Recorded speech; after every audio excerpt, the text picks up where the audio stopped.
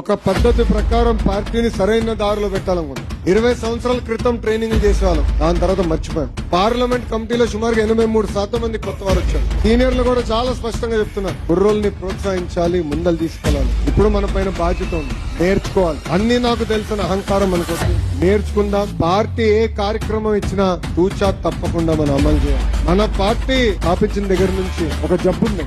ఏంటో జబ్బు? అలక. కోవిడ్ కన్నా ప్రమాదమైన జబ్బు ఇది. ఎందుకు చెప్తున్నానంటే కోవిడ్ కి కనీసం కోవాక్సిన్ ఉంది స్వామి, అలక్కకి ఇంకా వ్యాక్సిన్ ఎత్తుకోవాలి. ఏమో ఆ వ్యాక్సిన్ నేనేమో. ఎందుకంటే మీటింగ్ లో చెప్తున్నా, ఎవరిని అలిగింట్లో పడుకుంటే కర్ర పట్టుకుని వస్తాను నేను అని.